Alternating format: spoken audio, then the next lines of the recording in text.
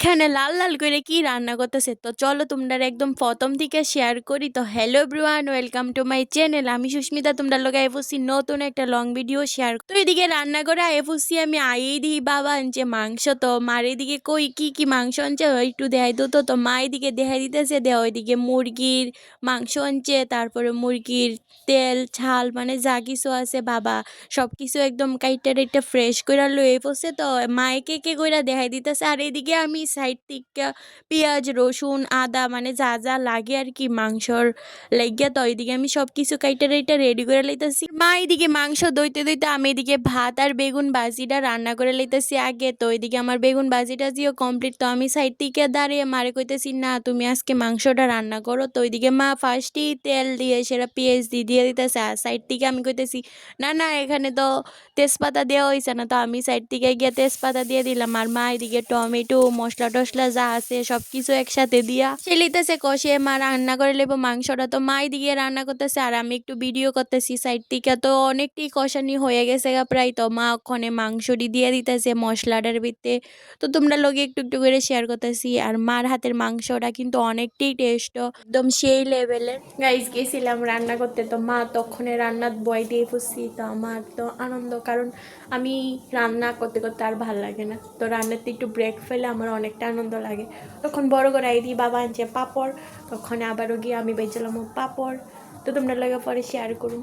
তো দিকে রান্না করে আইসি পরে বাইজানি কিতা কইতাছে, তো আমার আর মনে নাই ওখানে। তো তারপরে দিয়া এ পড়লাম মার লেগা পান নিতে, আর তারা সারাটা দিন পান কি যে তো স্বাদ পা বুঝি না। তো যাই হোক মা এদিকে অনেক ভালো করে কষিয়ে মাংস রান্না করে লেতেছে, আর আমি ফ্রিজ করলে দিই, ফ্রিজে শশা আছে। তো ভাবলাম দুইটা শশা কাইটা লাই বলবান বলের কাগজ দিয়ে বান্ধি কেলিগা নষ্ট হয়ে যাবে, নতুন বল পুরা 40টা 50টা কইছিল 40টা জানছি। তো আমার ভাইয়ের ফাঁকনামি তো দেখলে আর কি কমো। তো ওইদিকে মার কয়সানি হয়ে গেছে, আর মার সামনে বাটি লইয়া গিয়ে দাঁড়িয়ে দিছি, মা কিছু মাংস দো, কারণ নিজেরা রানলে তো আর এই বাটিটা লইয়া গিয়া দাঁড়াইতে পারি না। তো মা রানলে এই বাটিটা লইয়া দাঁড়ানি তো ওইদিকে আমি আর ভাই একটু টেস্ট করে লইতেছি, আর এরকম কষা মাংস খাইতে কার কার ভাল লাগে অবশ্যই কমেন্টে জানিয়ে দিও। আর এদিকে মাংসটা গরম, তার লেগে বাইরে আমি খাওয়াই দিতে আসলাম। আর এইদিকে মা মাংসটা জোলও দিয়া লাইছে, তো দেহ কালারটা কতটা সুন্দর লাগতেছে।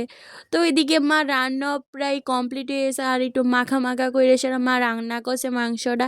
তো তোমরা লোক একটু শেয়ার করে দিছি, আর তোমরা কার কার মাংস খাইতে ভালো লাগে অবশ্যই কিন্তু কমেন্টে জানিও। আর এদিকে আমার শশা কাটাও কমপ্লিট হয়ে গেছে। তারপরে এদিকে এই বুঝছে মা পাপড় ভাজা করতো, আর আমাদের ঘরেও কিন্তু পাপড়টা সবাই বালাফা এনে সবগুলি পাপড় ভাজা হয়ে গেছে। এদিকে আমার একটা মাল রেলেছে, কারণ আমার উম্মা এটি কি এটি কি এক্সট্রা দুইটা কিছু কইতাম না, তারা পাপড় খাইতে একটু বেশি বালাফা তার লেগে। তোরে তো অনুষ্ঠানে যাই ওই পাপড় খেতাম, হ্যাঁ অনুষ্ঠানে যাই পাপড় খেতাম, অনুষ্ঠানে পাপড় খেতে যাও। আচ্ছা, তো এদিকে বাকি রয়েছে, তোমরা কিন্তু আর বাকিটা কি দেওয়া হইতো না। না না না। তো যাই হোক এদিকে বাড়িতে ওখানে পাপড় টিলা লিখছে, আমরা ওখানে বাদ দিয়ে খামো, আর তারা এক্সট্রা খাই লিখছে, তারা আর বাতের লগে দেওয়া হতো না।